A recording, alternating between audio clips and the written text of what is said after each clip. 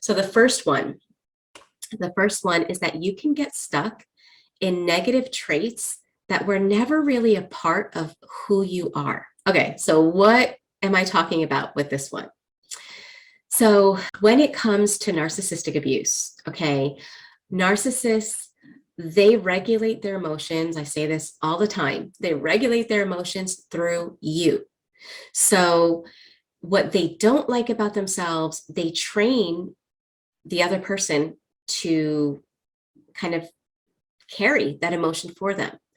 And when you've carried something for a long time, it becomes a personality trait. Okay. So I'm going to give you guys a couple of examples, and I think that this will help you to understand it. If you were a person that was very laid back, that had a mild temper, had a really long fuse, wasn't known to get angry a lot, right? And then you get into a relationship with a narcissist who is always provoking you to anger. Because when you're calm, they see themselves.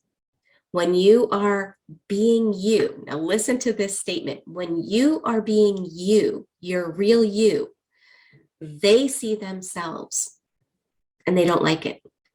So the narcissist will do something to provoke you to feel what they don't want to feel, which is predominantly anger. Okay, so they will do things so that you feel that anger. And what they will do is they will use classical conditioning to train you to stay in that personality trait. Okay, so for example, talking about anger, let's say you're really calm, they start a fight and you're handling it very mature, right? Well, the more mature you are, the more calm you are, the more reasonable you are, the worse they are. So they're punishing you for your good behavior. And that lasts until, okay, you are a human being and you have a breaking point. And suddenly you explode, right? And you show a side of you that's not really you, but it's like you couldn't take it anymore and you explode. What does a narcissist do? They let up on their abuse. And so they reward you for your explosion. And your subconscious mind is always working and it is always watching 24/7 everything that's going on in your life. And its job is to push you towards pleasure and away from pain. And it's like, okay, wow, when Michele explodes, everything gets calm, things get good. That's good. Anger is good. It brings about a positive result.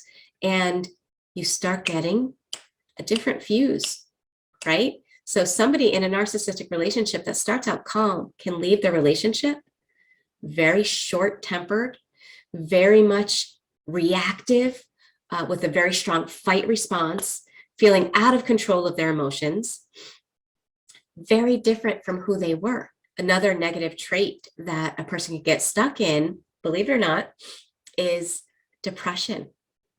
Okay, so just hear me out for a second. So let's say you enter the relationship and you don't understand narcissistic abuse and you're just trying to be yourself. And there are things in your life that make you happy. It could be tiny little things that you do that make you happy, right? And now you're in the relationship with a narcissist. And again, the same thing applies with the anger. When you're being you, the narcissist, can't talk today. When you're being you, the narcissist sees themselves, right? So you're happy and they see their lack of happiness and they don't like that. So they regulate themselves through you. They provoke you to not be happy. Maybe they criticize you. Maybe they ignore you. Maybe they invalidate you. Maybe they say something about someone else that puts them up there and you down here. I mean, there's so many different things they can do. But the bottom line is that they stamp out your happiness. Okay. If they do that over and over and over, every time you're happy, something negative happens, your subconscious mind is always watching, right? Wanting to push you towards pleasure and wanting to take you away from pain. And it starts making the assumption or the paired association that happiness is equivalent to pain. And as a result, your brain will rewire itself so that you don't go down those neural pathways towards happiness. And it thinks it's helping you. So you leave the relationship with the narcissist, or they leave, or your job changes, or whatever it is, the circumstance changes, and that person isn't in your life anymore.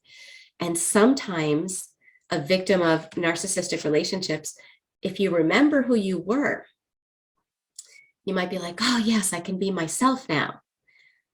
And now you're met with the fact that you're trying to be yourself and it's not working. Okay. We think that we're going to spring back after the toxic person is gone, and it doesn't happen. Again, make sure you watch to the end so we can talk about why.